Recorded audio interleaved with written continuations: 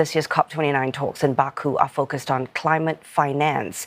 Delegates are trying to negotiate something that is known as the new Collective Quantified Goal, or NCQG, and that is aimed at setting a new financial target beyond 2025 to support developing countries and address current gaps in climate finance.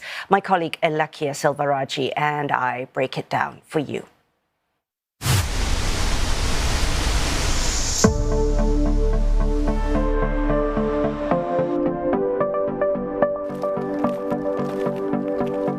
We're in a world that is incredibly complex.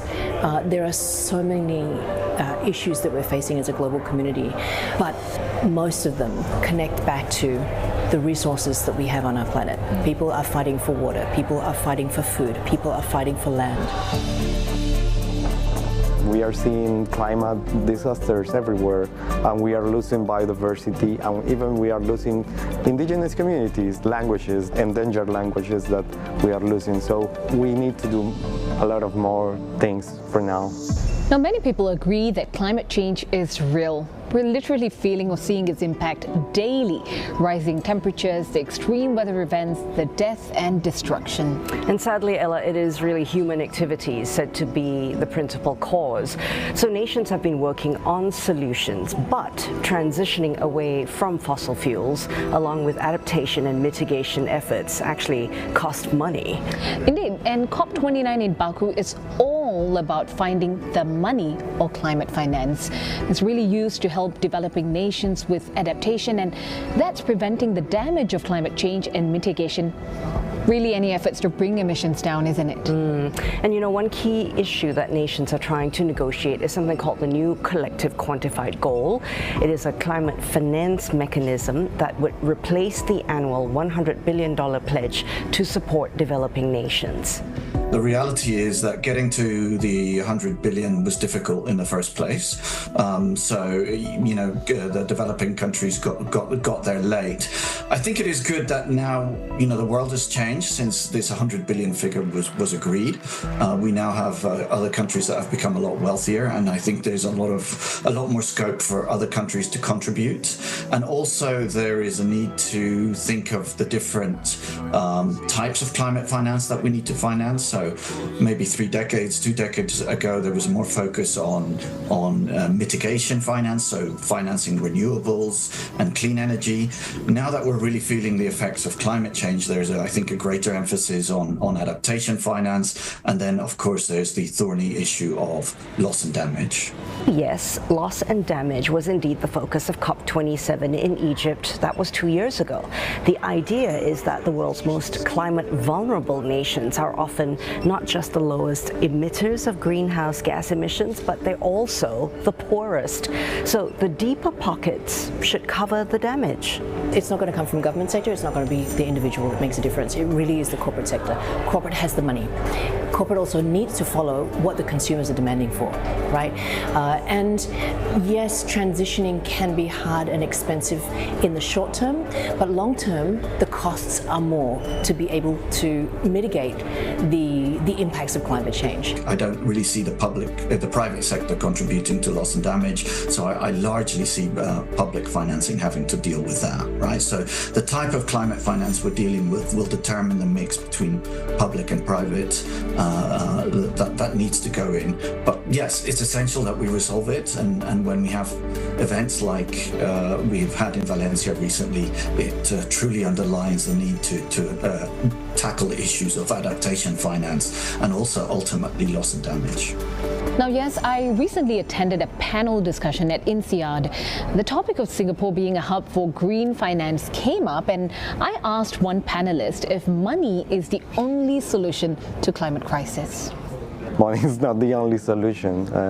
As we are seeing during these panels, we are talking about trust, we are talking about political will, and even when we talk as citizens, our actions matter.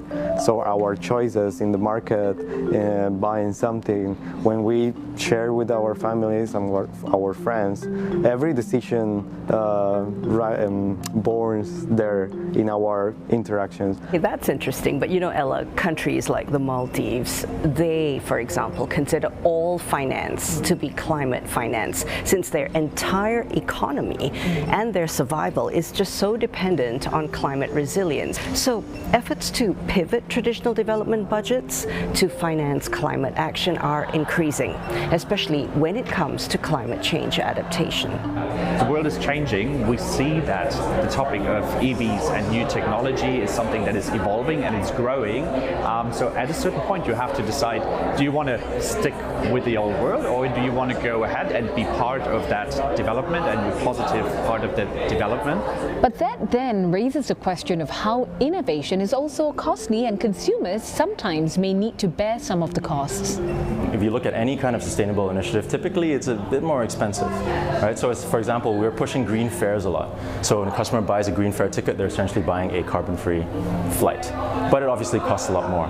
So what we try to do is to spread awareness. We want to make sure that we educate our customers on the importance of going green, essentially. And we see a huge change, especially with the new generation, that are coming in and are actually choosing brands like Lufthansa because we offer green options, because I think the awareness in the new generation is much more than the generations preceding them.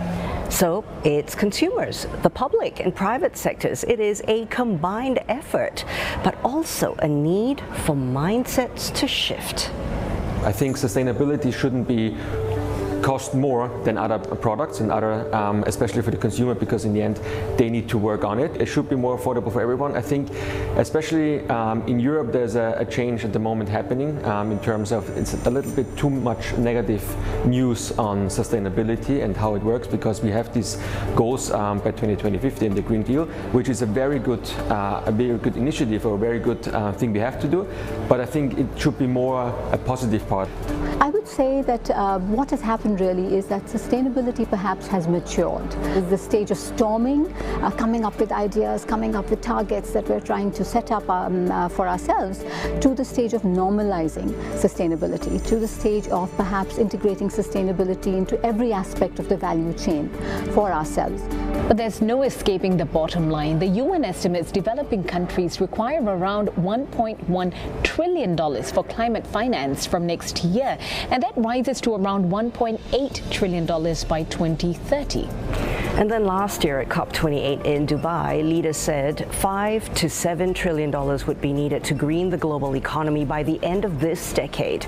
Well, yes, part of the puzzle is really ensuring climate finance actually helps developing nations and doesn't put them into further debt.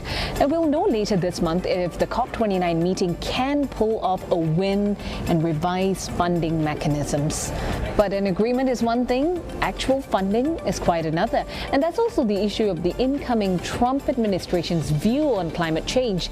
If the US pulls out of the Paris Climate Agreement again, if it stops making addressing climate change a priority, what will other nations do? I guess for now, our job is to keep tracking the COP29 talks in Baku, which are set to run until November 22nd. I'm Yasmin Jonkers. And I'm Elakeyaa Selvaraji.